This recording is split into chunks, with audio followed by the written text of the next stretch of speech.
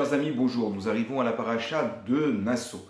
Et dans cette paracha, il y a des descriptions très précises de la manière dont se faisait le service du temple, notamment le rapport entre les Kohanim, la famille de Cohen, de Aaron et ses fils, et celle des Lévi'im. Précisons qu'il y avait trois familles de Lévi. Kehat, qui s'occupait des ustensiles les plus sacrés, Merari, qui s'occupait des ustensiles les plus basiques, comme les poutres par exemple, et puis au milieu, il y avait la famille de Gershon. Et on remarque que les choses sont installées d'une manière très précise, il faut qu'il y ait un ordre, un seder, et ce seder, c'est quelque chose qui est important dans la Torah, avoir un ordre, une organisation. Effectivement, pour pratiquer la Torah, l'organisation, le Seder Hayom, c'est quelque chose de fondamental. Alors précisons d'abord dans les versets avec une question de Rashi. Il est écrit dans un premier temps, au chapitre 4, verset 27, que tout le service de la famille des Gereshon, donc les Gereshuni, seront mis en place par Aaron et ses fils.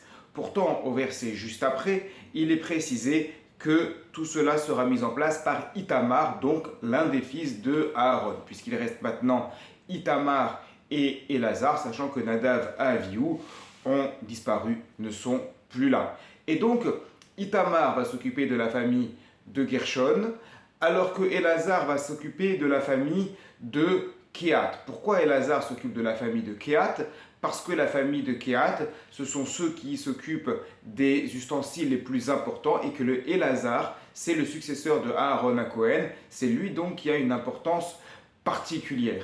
Itamar va donc être relégué à la famille de Gershon, mais également à la famille de Merari qui est plus basse. Le Maharal de Prague explique qu'il faut établir une distinction, d'autres commentateurs vont de ce sens également, entre la famille de Gershon ici, dans laquelle Itamar va être proposé et préposé, il est préposé à la famille de Gershon, mais en tant que représentant de Aaron et ses fils, pas en son nom propre. En revanche, par rapport à ceux de Merari, ça va être en son nom propre. Donc vous voyez qu'il y a toute une organisation ici, dans la manière dont les choses sont préparées. Vous faites bien attention à ce que Elazar, le futur Cohen, s'occupe de la famille de Lévi, qui s'occupe elle-même des ustensiles les plus importants, et d'un autre côté, Itamar, l'autre fils de Aaron à Cohen, qui est aussi important, va s'occuper de la famille de Gershon et de la famille de Merari. Il y a donc un ordre, une organisation très précise. Et il y a dans les Pirkei Avot une phrase extrêmement forte. Parmi les qualités pour atteindre la Torah, on appelle cela Hamakir et Mekomo. Connaître sa place. À aucun moment, Itamar est allé voir son frère Elazar en lui disant « c'est pas normal que toi tu t'occupes de la famille de Kehat, parce que la famille de Kehat, ce sont ceux qui s'occupent des ustensiles les plus importants, alors que moi je m'occupe de la famille de Gershon, de la famille de Merari. » Non, Hamakir et Mekomo, celui qui connaît sa place. À partir du moment où chacun a une fonction, à partir du moment où chacun s'occupe correctement de ce qu'on lui demande, eh bien, il est heureux, il accomplit son service, il fait ce qu'Akadosh Baruch Hu lui demande. Il y a donc deux idées principales dans ce détail des fonctions des Kohanim, la manière dont ils sont préposés sur les différentes familles de Lévi, deux idées principales que nous développons ici. La première, c'est donc le Seder, l'organisation. Il est important d'avoir une organisation. Akadosh Baruch Hu a une organisation, il a un Seder.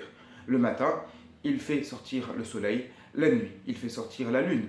Et nous savons comment les saisons vont être mises en place. Nous savons qu'en été, on a chaud, on fait tomber la veste, alors qu'en hiver, on va avoir froid, on va mettre le manteau. Eh bien, nous aussi, nous devons avoir notre Seder, notre organisation pour avancer dans la Torah, et même pour avancer dans la vie de manière générale, et même pour la réussite de manière générale. L'organisation, le Seder, c'est un maître mot. Et le deuxième point, qui est également une clé de la réussite, c'est Hamakir et Mekomo. Connaître sa place, être compétent dans ce que l'on fait, et c'est comme cela que l'on va évoluer. Plutôt que d'essayer de prendre la place d'un autre dans laquelle nous ne serons pas à notre place et finalement ça ne va pas marcher. Par contre, être compétent dans ce que l'on fait, à ce moment-là, Hamakir et Mekomo, rester à sa place. Cela permet d'avancer personnellement et également de faire avancer la société. Shabbat Shalom à toutes et à tous.